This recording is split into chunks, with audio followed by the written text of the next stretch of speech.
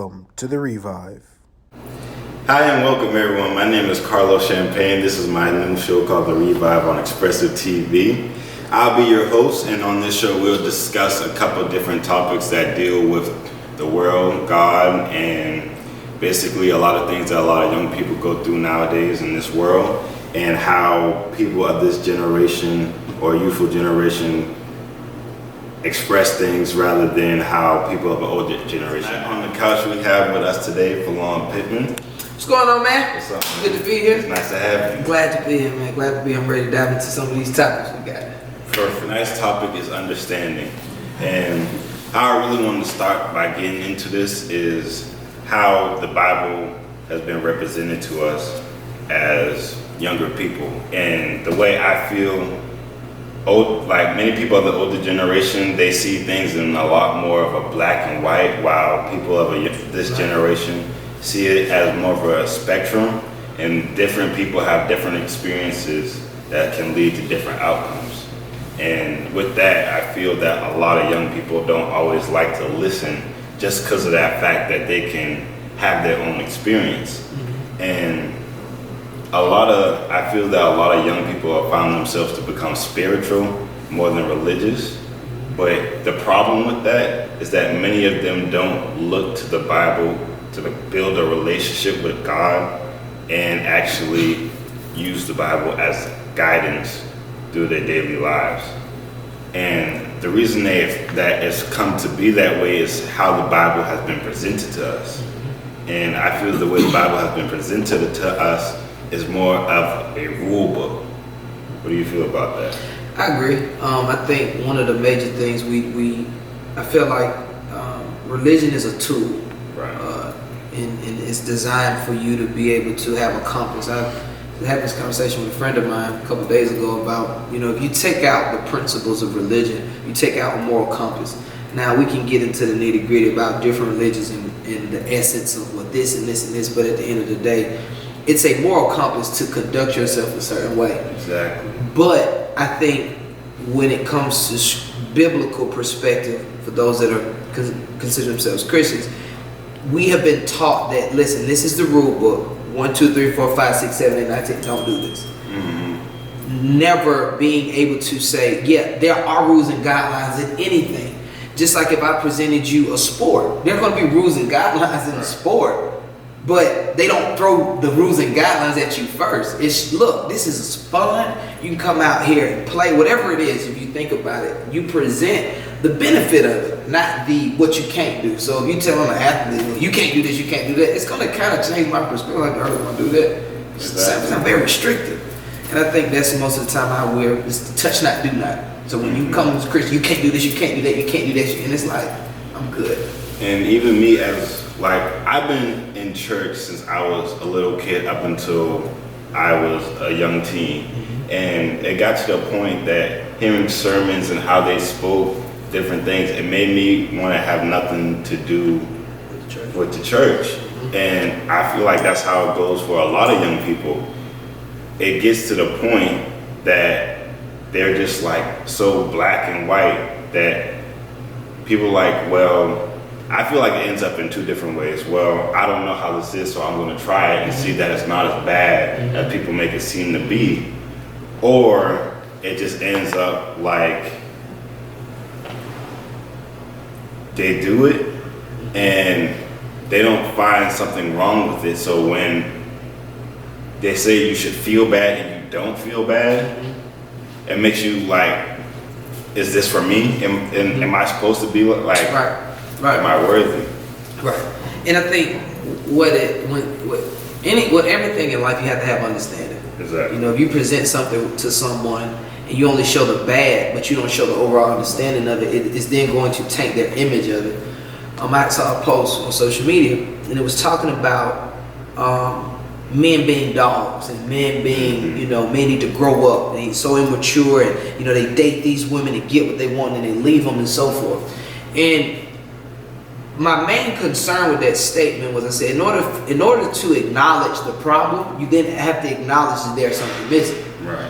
We become in a society where we are so quick to remove the boundaries and then we see the repercussions of removing it, and then we're like, well, this needs to change.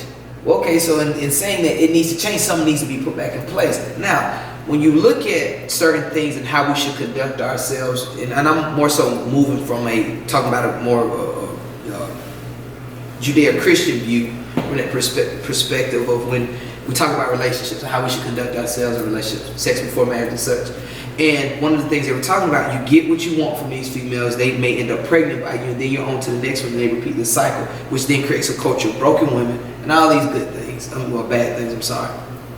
But when you understand the reason on why a book or the Bible may say don't have sex before marriage, you see, okay, wait, if we don't, then we avoid this. We avoid all of these women getting pregnant without having fathers in the household, and then children grow up repeating the same cycle in these voids. So I feel like when you break down to people, like you said, the understanding, then you will understand, okay, I shouldn't do that. That's where that conviction comes into place with it. It's good that you said that, because I feel that when it's presented to us, it's more presented in a way of fear instead of like the actual understanding. So instead of telling us what could come from it, like the good and the bad, they just steer from the negative, like don't do it because you're not supposed to do it. Yeah. But why not? Why are we not supposed to do it? And that's not really told to us. So a lot of young people just like, you're not giving me what I need to want to follow. It's very hard for people of our generation to blindly follow something we do not understand. Exactly. And the more you understand, the more people are willing to blindly follow. You can see this all the time. It's like, and it also helps bring in that sense of faith that you need to follow God. Like, you have to have some type of understanding of who He is as a person to actually want to follow Him. And that really gets into one of my other points, is that God gives us a choice to follow Him and actually have faith in Him, even though you don't understand everything that's going to happen. And the way that you show love towards Him, this is really where the rules come into play, is you show love by giving Him respect and what He told you to do. A good example of this that I've gotten is that how men and women feel love. Women feel love through action, more of like a feeling. So it's like they have unconditional love, like how somebody makes them feel. The way a man feels love is when you listen and you hold weight to his word. You know what I'm saying? So like when you tell somebody to do something and they listen and it works out to their favor, and you just see that person prosper from that's a really like bubbly feeling for men, I feel like. Well, for me at least.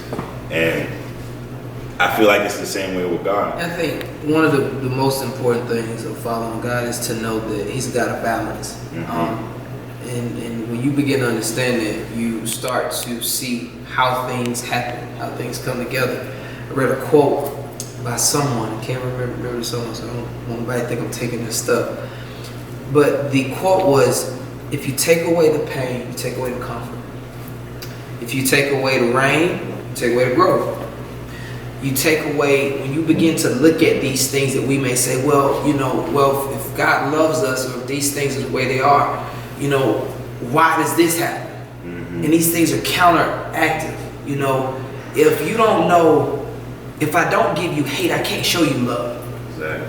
If I only show you love, you're not going to understand. You're not going to understand the importance of it. You're not going to know that feeling for somebody to walk in a house, or somebody to do things out of love and unconditional love. If I don't show you spite, if I don't show you grief, if I don't show you these things, you won't be able to appreciate it. And I think that's the thing that we have to always remember with God. He's a God of balance. He's not going to give us too much of one thing at all, because it was on the balance scale. And you brought up a point earlier I wanted to touch on. You were talking about just men and women and how you can see the display of God in that. And I think one of the most important things that we have to remember, every time somebody gives a rule, everybody looks like, whoa, what you mean? It's a rule involved. Why you got to have stipulations? But if you really think about that, in a relationship, I don't care what you believe. You could be totally non-religious. You could be totally you could hate religion. All of them. But there are certain rules and guidelines that you're going to set in that relationship. You're not going to expect it to be cheated on. You're not going to expect that person to just beat you and cause you harm. There are going to be certain stipulations in that relationship that cause it to be productive. It's no different with God. There are certain rules and guidelines that cause that relationship in your life to be productive and fruitful. And failure to follow those things, you open yourself up for heartache, for pain, and all of these mishaps. So I think it's very important when you look at things from an overall, I guess you could say an overall view, you're able to kind of see the cause and effect. Okay, so if you do this, if you take this away, this happens.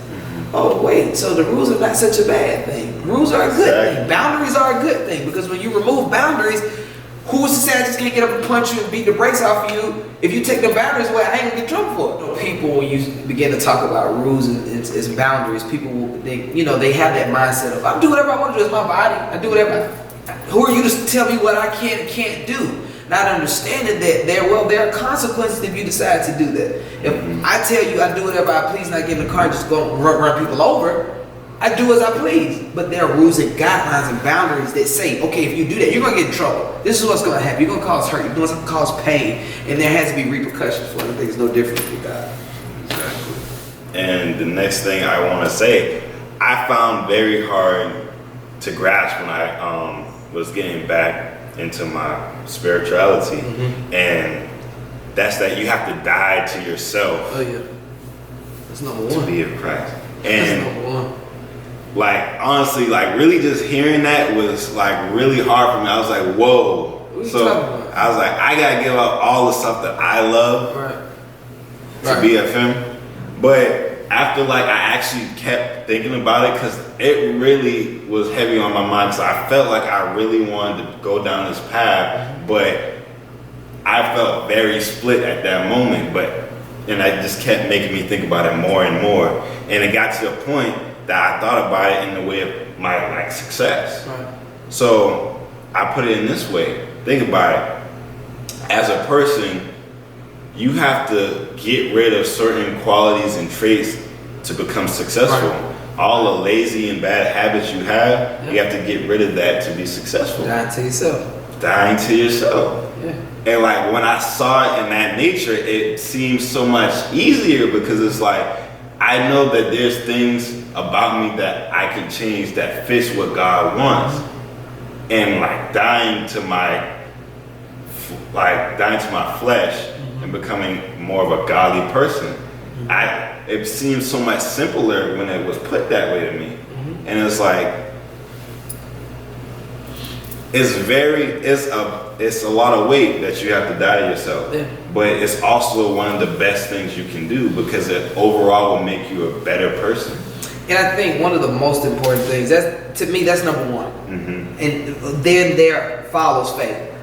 Number one is dying to yourself, because of the simple fact, and I love that you touched on that topic, because so many times people look at Christianity from I've heard it's a very hegemonic religion, very male-driven, sexist, and all of these different things. When you start to really look at principles of biblical perspective, yes, there are certain things that somebody could pick out and say, well, this is sexist and so forth. But when you go back to the overall foundation and dying to yourself, even if you look at a marriage, just in that situation, we get that analogy between Jesus Christ and the church, and who the church represents and who Christ represents, and how Christ died for the church. We look at marriage in that same symbolic manner, and we see, okay, husbands, love your wives as Christ loved the church, and church, do accordingly. And when you look at these things, Christ died for the church. So as a man, I'm supposed to die to my wife, which means I have to put my emotions on the back burner. I don't see how that's sexist. I don't see how that's one-sided. Because what I'm then saying is, Charmon, you may not want to do it, but if she wants to do it, compromise. You may not care for this, or you may not, it's like at that point, it's no longer about you. Right. It's about what is going to be best for this situation, this conversation, or whatever is before you. And I think when you learn how to die to yourself, everybody benefits from that. Because if I want to be rich and I want to trample and just run over everybody else, if I die to myself, I can't do that. Now I can still figure out a way to get what I want, but at the same time, doing it in love. So helping you out. If I see you need help, I'm like, I don't really want to help you. I'm trying to do my own thing. But all right, let me help you. Dying to yourself. So I think that's one of the things, but that's not focused on in Christianity. Well, people that present it, it's not presented that way. It's like, well, die to yourself. Well, what does that even mean? Exactly. I can't do nothing that I want to do. That's exactly how I felt. And I think that's why I say everything is in context. You have to look at things from a contextual standpoint, because when you just blindly say things, it leaves room for the mind to interpret whatever the mind thinks. And we all know our minds can go from 0 to 1,000 here, there, near, far, and you kind of create your own preconceived notions at that point. And then once you get used to it, it's hard to break out of it. Exactly. And basically, I want to get to mindset, like the characteristic of God-like people. And the three main ones that stick out to me are humility, mercy, and selflessness. And think about it, when you see people with these characteristics, you think highly of them and you put them at a high place because they're godly people. And where I feel bad is like, a lot of people put these people at pedestals, but don't feel that they can get there themselves. They feel like they are who they are, and they're not really willing to change. They'd rather be in their flesh and just idolize these people for being this way.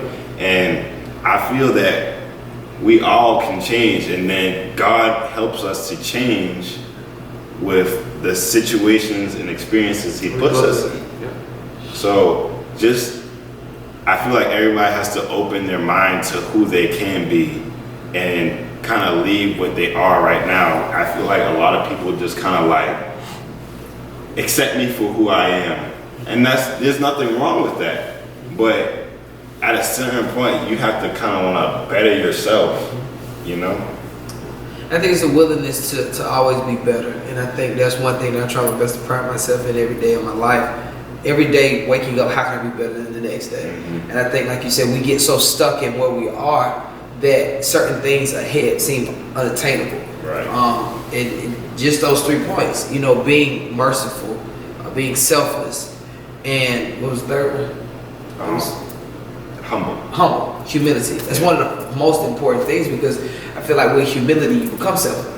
Because you put yourself aside. And then mercy, I feel like be merciful, and grace. Because merciful is you did something wrong, but I'm going to have grace on you to not give you what you really deserve, but get you what you don't deserve. And I think those are the characteristics of God. So when you hear people say that, think, this person is godly, I don't even know if they truly understand that. Looking at the characteristics and so forth. And I think when we get back, I think those are the basic principles and the fundamentals that we should follow. And once we get to those basics, I think that's when we become impactful in the world. That's when we change the world. That's when we can relate to people. And I think that's when we truly begin to walk in love. Right. Yo, this has been a great talk. And we're going to come back to this next week, and we're going to talk about who you are now versus who you can become. And I really want y'all to join this revolution. How y'all doing, man? This is Carlos Champagne with the Champagne Portion. And what I really want to say to y'all is get yourself to the point that you're great. And focus yourself in a way to get yourself there. And me personally, I feel like a good way there is through God. God gives you a very good foundation on making yourself into a better person. But there's so many different avenues to do so. So let's work together to become great.